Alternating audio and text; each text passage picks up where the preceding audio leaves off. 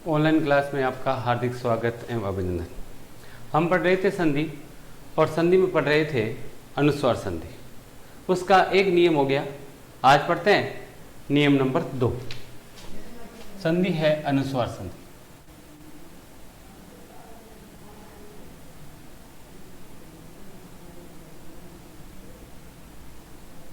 नियम नंबर 2, हल संधि चल रही है, उसमें अनुस्वार और अनुस्वार में नियम 2। आधा नियम पहले जैसा ही है, आधा अलग है, यानी प्रथम पद का अंतिम वर्ण आधा में ही होगा। इस बार द्वितीय पद का प्रथम वर्ण कोई भी स्वर होगा,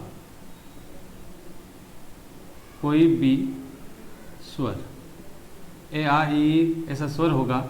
तो संधि युक्त करते समय कुछ नहीं करना, इस प्रथम पद के अंतिम वर्ण को द्वितीय पद के प्रथम वर्ण में मिला देंगे, अर्थात दोनों पदों को मिला देंगे।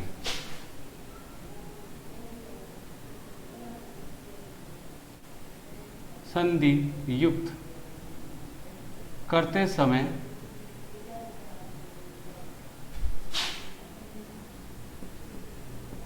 दोनों पदों को मिला देंगे। दोनों पद नहीं, प्रथम पद और द्वितीय पद। जैसे देखो, अहम धन अपी, प्रथम पद का अंतिम वर्ण आधा में है, सही है। द्वितीय पद का प्रथम वर्ण क्या है? कोई भी स्वर है। तो संधि युक्त करते समय प्रथम दोनों पदों को मिला देंगे, या प्रथम पद के अंतिम वर्ण को द्वितीय पद के प्रथम वर्ण में मिला देंगे। आधा में और ये अ मिलाया तो ये मैं क्या हो गया? पूरा हो गया। बस इन दोनों को इसको मिला दिया, फिर आगे का आगे, पीछे का पीछे। बिल्कुल सरल है, कुछ नहीं करना। प्रथम पद के अंतिम वर्ण को द्वितीय पद के प्रथम वर्ण में मिला देंगे। दूसरा उदाहरण देखो, देखें,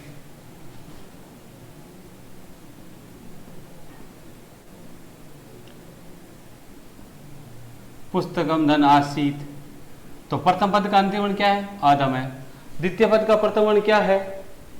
आ है। कोई स्वर नियम में सही है। तो संधि युक्त करते समय प्रथम पद के अंतिम वर्ण को द्वितीय पद के प्रथम वर्ण में, अर्थात दोनों पदों को मिला देंगे। आदम है और आ मिलाया तो क्या बन गया? मां बन गया। इसको हटा दो, इसको हटा दो, क्योंकि इनको आपने यहां लेकर मिला दिया। फिर आगे का आगे, पीछे का पीछे। तो इस प्रकार बहुत सरल है ये संधि युक्त करना। प्रथम पद के अंतिम वर्ण को द्वितीय पद के प्रथम वर्ण में मिलाना है। तो ये तो था संधि युक्त करना। अब संधि विच्छेद करते समय क्या करना? संधि विच्छेद करना करते समय कुछ नहीं करना। आपको संधि युक्त पद में मे माँ की बारकड़ी मिलेगी। जैसे ये मे माँ की बारकड़ी है, तो इसके 2 टुकड़े करना। आधा में अलग आ जाएगा और स्वर अलग आ जाएगा। देखिए देखें उदाहरण,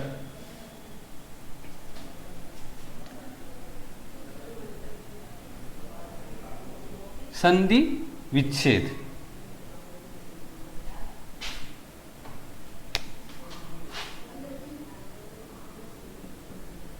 संधि युक्त पद में मे माँ की बारकड़ी, मे माँ मी मी ऐसा मिलेगा आपको, क्योंकि आधा में और आगे कोई स्वर मिलेगा तो मे माँ ही बनेगा। है ये मी है। यहां से हम तोड़ेंगे, यही वर्ण काम का है। इसके 2 टुकड़े करना, स्वर और व्यंजन। व्यंजन हमेशा क्या आएगा? प्रथम पद का अंतिम वर्ण आएगा, और व्यंजन हमेशा आधा में आएगा। अब इसमें कौन सा स्वर मिला है उसको बाहर निकालना। क्या है? मी। छोटी है बड़ी? छोटी। इसका मतलब इस आधा में क्या जोड़ा हुआ है? ई जोड़ा हुआ है, तब यह बना है। बस इसके आप 2 टुकड़े कर दिए, फिर आगे का आगे, पीछे का पीछे, तो बन गया फलम, और ये हो गया ई। समझाया कि नहीं आया? बिल्कुल सरल है। मे माँ की बारकड़ी होगी, वहां से आपके तोड़ना है। तोड़ते समय आधा में इधर हो जाएगा, प्रथम पद का अंतिम वर्ण, और आगे जो स्वर होगा वो द्वितीय पद का प्रथम वर्ण होगा। एक उदाहरण और देखो, देखें, संधि युक्त पद में आपको मे माँ की बारकड़ी वाला वर्ण देखना, वहां से तोड़ना है। क्या इसमें कहीं है? कहां है? ये मई, ये यहां से तोड़ेंगे। इसके 2 टुकड़े करने हैं, सिर्फ 2 टुकड़े करेंगे तो एक आ जाएगा व्यंजन। निश्चित है आधा में ही होगा। अब इसमें कौन सा स्वर मिला है उसको बाहर निकाल दो। क्या है इसमें? आई है। आधा में आई जोड़े तो बनता है मई। बस इसके दो टुकड़े कर दिए। इसके पहले वाले में जितने भी है उनको आगे लिख दो और पीछे वालों को पीछे लिख दो। क्या है? हित, तो ये हो गया हित इधर और ये हो गया सूर्यम, ये हो गया सूर्यम। तो सब बन गया, इधर हितम, इधर बन गया ऐश्वर्यम। तो इस प्रकार ये बहुत सरल था कि तोड़ते समय मे माँ की बारहड़े वाले वर्णों का संधि विच्छेद करना, दो टुकड़ा। एक उदाहरण और देख लेते हैं, अंतिम उदाहरण।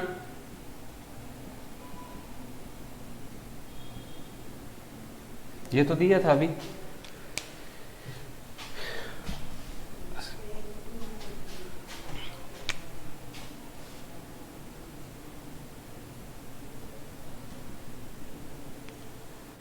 संधियुक्त पद में मे माँ की बारहड़ी। अब देखो मे माँ की बारहड़ी यहां भी है और यहां भी है, परंतु आप जानते हो हर एक जगह से टुकड़े नहीं होते, क्योंकि संधि विच्छेद करने के बाद दो पद बनेंगे और दोनों पदों का कोई ना कोई क्या निकलना चाहिए? अर्थ निकलना चाहिए। इसलिए अगर यहाँ ये मी है छोटी, इसके अगर आप यहां से टुकड़े करोगे, तोड़ोगे, तो यहाँ दो पद बनेंगे, दो शब्द बनेंगे जिनका कोई अर्थ नहीं निकलेगा।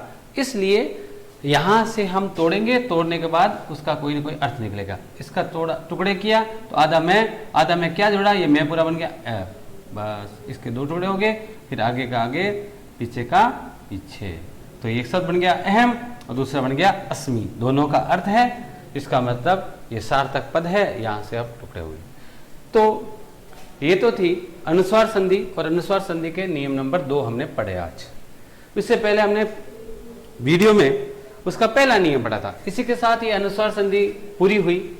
अब हम पढ़ रहे हैं हल संधि, और हल संधि में हमारे पाठ्यक्रम में 3 संधियां हैं। तो उस एक है जसूत्र जो हमने पढ़ ली, दूसरी थी अनुस्वार जो हमने पढ़ ली। अब तीसरी संधि है हमारे कोर्स में, वो है परसवर्ण संधि। अब उसको हम पढ़ेंगे। हमारे पाठ्यक्रम में तीनों ही प्रकार की संधियां हैं, अच भी है, हल भी है और विसर्ग भी है। तो अच हम पढ़ चुके हैं जो हमारे पाठ्यक्रम में थी। उसके बाद हम पढ़ रहे हैं हल संधि, और हल संधि में 3 संधियां हमारे पाठ्यक्रम में हैं और उसमें तीसरी हम आज पढ़ेंगे। उसके भी 3 नियम हैं। तीसरी संधि है हल संधि में, वो है परसवर्ण संधि। यहां शब्द है पर और एक होता है सवर्ण। पर का मतलब होता है, आपको पहले बताया था, पर का मतलब है द्वितीय पद का प्रथम वर्ण, सवर्ण का मतलब उसी जाति का। इस संधि में प्रथम पद का अंतिम वर्ण द्वितीय पद के प्रथम वर्ण के हिसाब से बदल जाएंगे। तो इसके 3 नियम। नियम नंबर 1,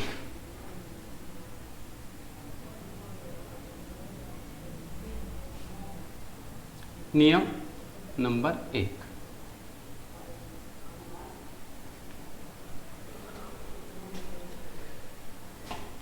प्रथम पद का अंतिम वर्ण क्या होगा? अनुस्वार होगा। क्या होगा? अनुस्वार। अनुस्वार का मतलब ये बिंदी जिसे बोलते हैं। और द्वितीय पद का प्रथम वर्ण क्या होगा? कोई भी वर्गीय व्यंजन, कोई भी वर्गीय व्यंजन। वर्गीय मतलब 5 वर्गों का कोई भी वर्गीय व्यंजन। द्वितीय पद का प्रथम वर्ण वर्गीय व्यंजन। कुल कितने होते हैं? 25 होते हैं, क से म तक। यानी द्वितीय पद का प्रथम वर्ण कोई भी वर्गीय व्यंजन होगा, अर्थात क से म तक, इनमें से कोई भी होगा। तो संधि युक्त करते समय क्या करेंगे? संधि युक्त करते समय अनुस्वार को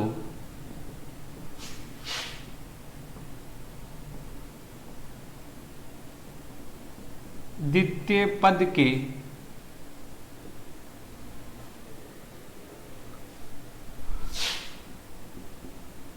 प्रथम वर्ण के 5वें वर्ण में बदल देंगे। यानी अनुस्वार को बदलना है। किस में बदलना है? द्वितीय पद का जो प्रथम वर्ण है वो किस वर्ग का है? जिस वर्ग का है उसके 5वें वर्ण में बदल देंगे। जैसे उदाहरण देखो, देखें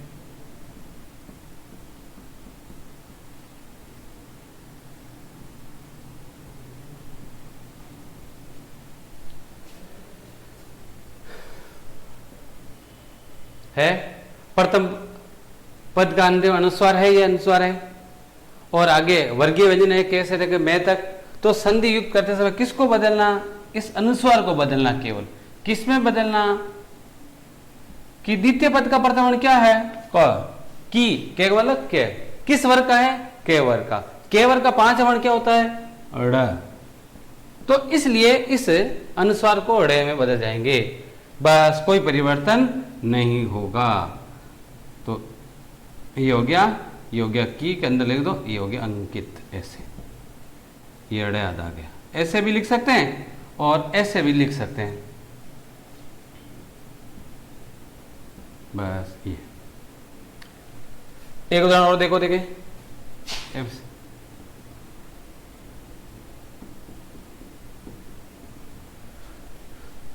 प्रथम पद का अंतिम वर्ण क्या है, अनुस्वार है अनुस्वार, ये अनुस्वार हो जाए। और द्वितीय पद का प्रथम वर्ण कोई भी वर्गीय व्यंजन है तय वर्ग का। तो इसलिए इस अनुस्वार को बदलना है, किसमें बदलना, इसके पांच वर्ण में। ये जिस वर्ग का है उसके पांच वर्ण है, ये तय वर्ग का। तय वर्ग का पांच में क्या होता है, तय थे दे धे न। तो इसलिए इस तय को न में बदल देंगे। कौन सा न, आधा न, बस इसको बदल दिया आपने आधा ने, बाकी कोई परिवर्तन नहीं होगा। तो शब्द बन जाएगा शांत। समझ में आया कि नहीं आया, बहुत सरल है। सिर्फ अनुस्वार को द्वितीय पद के पांच वर्ण में बदलना, द्वितीय पद का प्रथम वर्ण है ना, उसके पांच वर्ण में बदलना। एक और देख सकते हैं उदाहरण,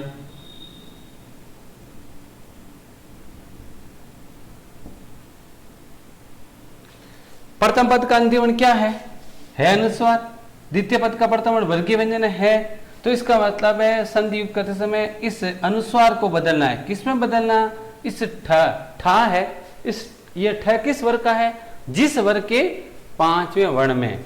तो ये ट वर्ग का है, तो ट ठ ड ड ण, तो ये इस ण आधे में बदल जाएगा। बस इसको अनुस्वार में बदल दिया, बाकी कोई परिवर्तन नहीं होगा।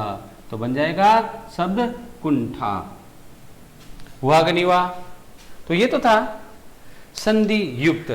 संधि विच्छेद करते समय क्या करना, पांच वर्ण को जो आधा होगा उसको किस में बदलना है, अनुस्वार में बदलना है। बहुत सरल है। इसका आप स्क्रीनशॉट ले लिए ताकि को भी उतारने में सुविधा रहेगी।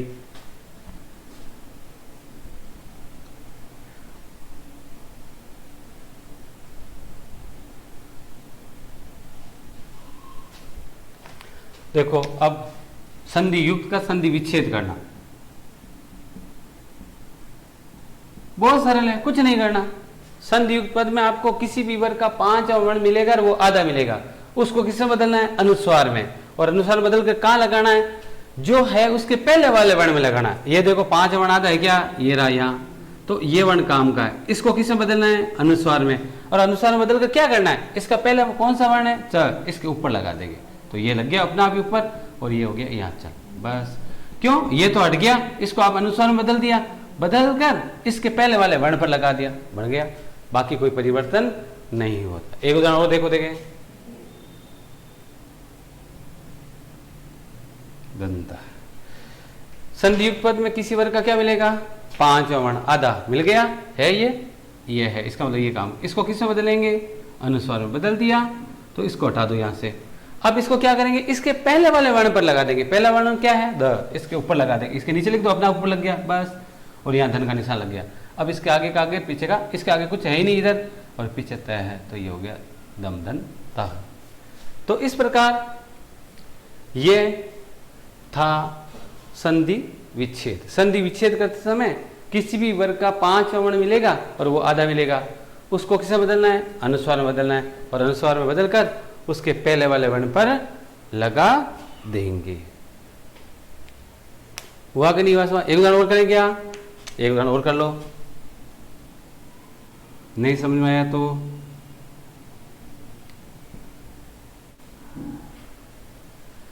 कंपत है पांचवा वर्ण है, इसको बदलना है, किससे बदलना है, अनुस्वार में बदल दिया। और अनुस्वार में बदलने के बाद क्या करेंगे, इसके पहले वाले वर्ण के ऊपर लगाना, तो पहला वर्ण इसके नीचे आएगा, बस बदल दो। इसके आगे कोई है क्या, आगे लिख देते, इसके पीछे ये है पत है, तो कम धन पत है, ये हो गया। अब देख लो, संधि युक्त करोगे तो इसको इस वर्ग के 5 वर्ण है। ये किस वर्ग का है? प वर्ग का। प वर्ग का पहला ही है, तो प वर्ग का 5 क्या होता है? प फ ब भ म। तो ये इसको इस अनुसार को मे में बदला, इसका मतलब आपका उत्तर सही है। तो इस प्रकार ये थी परस्पर संधि का नियम नंबर 1। इसका आप स्क्रीनशॉट लीजिए। अब हम पढ़ते हैं नियम नंबर 2।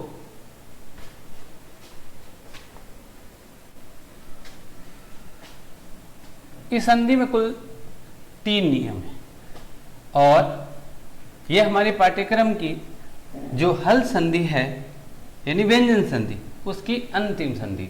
उसके बाद अगले जब वीडियो आएगा या अगली कक्षा होगी उसमें हम पढ़ेंगे विसर्ग संधि, क्योंकि आप जानते हो संधि 3 प्रकार की होती है। तो 3 प्रकार में तीसरा जो भेद है वो विसर्ग संधि का है। और हमारे कोर्स में जब से पहले दिन मैंने संधि पढ़ाई थी उस समय ये लिखाया था कि अच में कौन सी है, हल में कौन सी है और विसर्ग में कौन सी। नियम नंबर 2, प्रथम पद का अंतिम वर्ण इस बार क्या होगा? त थ द ध। ये 4 वर्ण होंगे, चारों में से कोई एक होगा। ज्यादा तो 2 ही मिलते हैं और नियम ये है। और द्वितीय पद का प्रथम क्या होगा? सिर्फ ये ल होगा। प्रथम पद का अंतिम वर्ण इन चारों में से कोई एक होगा और द्वितीय पद का प्रथम वर्ण सिर्फ ये ल होगा। तो संधि युक्त करते समय इन वर्णों को, इन चारों वर्णों को में से जो भी वर्ण है उन वर्णों को किस में बदलना है? आधा ल में बदलना है। बस, बहुत सरल है, कुछ नहीं करना। तो हम ऐसा लिखते हैं, संधि युक्त करते समय,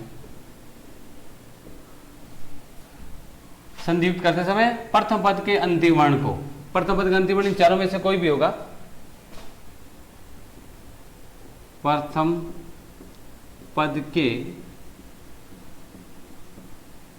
अंतिम वर्ण को आधा ल के नीचे हलंत में बदल देंगे। या ऐसा लिखो या आधा ल ऐसे भी लिख सकते हैं तो भी सही है। ये लो, में बदल देंगे।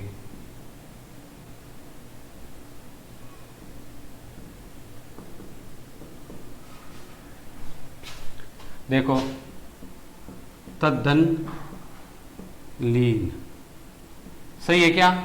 प्रथम पद का अंतिम वर्ण इन चारों में से कोई है क्या? है, यह था। द्वितीय पद का प्रथम वर्ण सिर्फ ले होना चाहिए। ले का मतलब केवल ले नहीं, ले ला की बारहड़ी है। तो संधि युक्त करते कुछ नहीं करना, इस प्रथम पद के अंतिम वर्ण में इन चारों में से जो भी होगा उसको आधा ले में बदलना, बस, बाकी कोई परिवर्तन नहीं होगा। तो सब बन जाएगा तल्लीन। बिल्कुल सरल है। एक उदाहरण और देखो,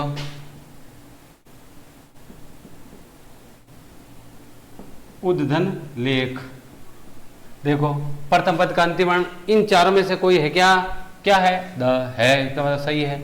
और द्वितीय पद का प्रथम वर्ण ये ल है। तो संधि युक्त करते समय कुछ नहीं करना, प्रथम पद के अंतिम वर्ण को आधे ले में बदलना। बदल दिया आधा ले, बस, फिर आगे का आगे, पीछे का पीछे, इसको बदल दिया। इसका मतलब ये आएगा नहीं वापस, बाकी वैसे आएगा। तो सब बन जाएगा उल्लेख। आया कि नहीं है समझ में? तो ये तो था संधि युक्त करना। अब संधि विच्छेद में क्या करना? संधि विच्छेद में आधा ले को इनमें से, इन वर्णों को बदलना। अब इनमें से कौन सा बदलना, इसके लिए शब्द के अर्थ पर निर्भर करेगा कि क्या शब्द बन रहा है, वास्तव में कौन सा है, उसके हिसाब से बनेगा।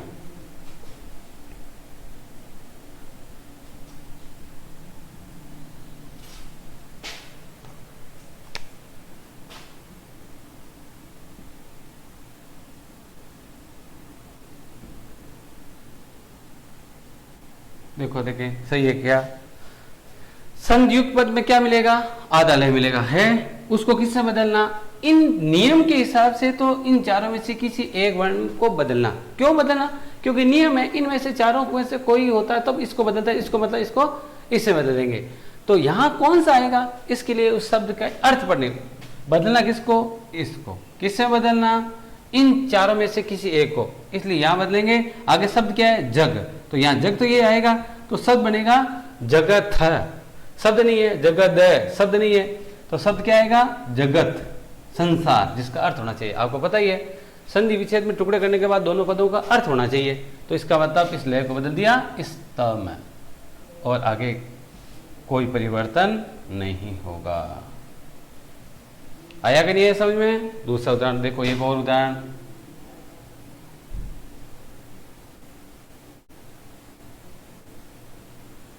तल्लय। अब वही बात, संधि युक्त पद में आधा लय है और उसके बाद पूरा लय होगा निश्चित ही, तो आधा लय को बदलना, किससे बदलना? इन चारों में से किससे बदलना? इसके लिए अर्थ देखना पड़ा। आगे शब्द क्या है? त, तो त ध तो जचेगा नहीं, त थ ये भी नहीं जचेगा, या तो होगा तत् या होगा तद, क्योंकि ये दोनों तत् शब्द है और तद उपसर्ग है जो कहीं कहीं मिलता है तत्, तो इसलिए तद लिखो या तत्थ लिखो, नहीं तत्त लिखो, कोई फर्क नहीं, इन दोनों में से कोई भी हम लिख सकते हैं। तय और दो, दोनों का अर्थ एक होता, तो तद धन ले हो जाएगा तल्लय। अगर यहाँ तत् लिखते तो भी सही हो सकता था, क्योंकि कहीं उपसर्ग या तद मिलता है, कहीं तत् मिलता है, जैसे रामात, रामात तय का दे हो जाता है, तो इसलिए यहां होगा तद धन लय। तो इस प्रकार संधि विच्छेद करते समय आधे लय को तय या दे में बदलना है, क्योंकि सामान्यतः उदाहरण इनके मिलते नहीं है, इनके दो ही मिलते हैं, पर नियम है इसलिए मैंने चारों लिखे हैं, मिलेंगे आपको ये दो ही, दो को इस लय में बदलना, इस लय को इन दो में बदलना, बस। तो ये तो था नियम नंबर 2। अब अंतिम नियम इस संधि का वो है नियम नंबर 3, इसका आप स्क्रीनशॉट लीजिए।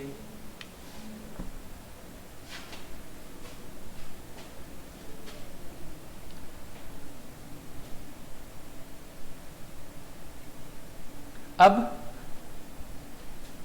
नियम नंबर 3 बहुत सरल है और दो उदाहरण है, दोनों में से कोई एक अगर परीक्षा में आएगा तो इन दो में से ही आएगा और ज्यादा नहीं है उदाहरण। तो नियम नंबर 3 किस संधि का? परस्वर्ण संधि का। प्रथम पद का अंतिम वर्ण इस बार क्या मिलेगा?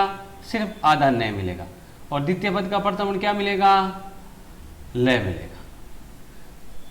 ठीक है, तो संधि युक्त करते समय क्या करना? एक तो इसको बदलना है आधा लय में, वो पहला ही था, अभी जो निकला था उसमें था, परंतु इसमें थोड़ा सा फर्क है। थोड़ा सा फर्क क्या है? एक तो इसको बदलना है आधा लय में, और साथ में नय होने की वजह से अनुनासिक अर्थात चंद्र बिंदु जिसे हम लगाते हैं वो लगाना है इसके आगे वाले वर्ण पर, यहां ये आ जाएगा, यहां जो वर्ण होगा उसके ऊपर ये चंद्र बिंदु या अनुनासिक आ जाएगा, बस ये काम करना। इसको दो भागों में बदलना। अब लिखो, संधि युक्त करते समय नए लिखे या प्रथम पद का अंतिम वर्ण लिखते, ये नहीं लिखते, नए को बदलना, नए को, नए कहाँ होगा? प्रथम पद का अंतिम वर्ण, प्रथम पद का अंतिम वर्ण, नए को आधा लय ऐसे लिखे या कोष्टक में लय, लय में बदल देंगे। ये काम तो पहले जितना ही हुआ, अभी एक काम और करना है क्योंकि ये नय है, इसलिए ये 5 वर्ण है, बदल देंगे तथा उसके आगे वाले वर्ण पर अनुनासिक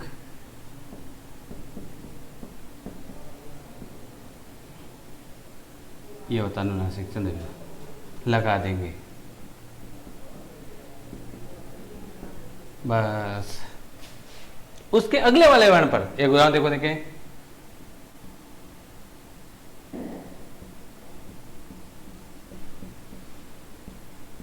विद्वान लिखती, सही है क्या? प्रथम पद का अंतिम आधा लय होगा, सिर्फ फिक्स है, नहीं होगा, और आगे लय होगा, है। तो संधि युक्त करते समय एक काम तो वही करना जो तीसरा नियम था, इस नय को किसे बदलना है? आधा लय में बदलना है, और साथ में एक काम और करना, इसके अब बदल दिया, देखो तो इसको नय को बदल दिया तो ये हो गया लय, आगे का आगे, पीछे का पीछे लिख दो, लिख दिया, विद्वान, और ये हो गया ली। और यहाँ जो किसी वर्ण के आगे अगर आधा वर्ण होता है, छोटी की मात्रा होती है, तो वो बीच में आ जाता है। ये हो गया लिखती, लिख दिया। ये तो हो गया ने को ले में बदल दिया, और कोई परिवर्तन नहीं किया अभी तक मैंने। बदलेंगे तथा उसके आगे वाले वर्ण, इस ले के आगे वाला वर्ण क्या है, ली है, इस पर क्या लगा देंगे, अनुनासिक, ये चंद्र बिंदु लगा देंगे। बस इतना काम और करना है, और कुछ नहीं करना। एक उदाहरण और देखो, देखें,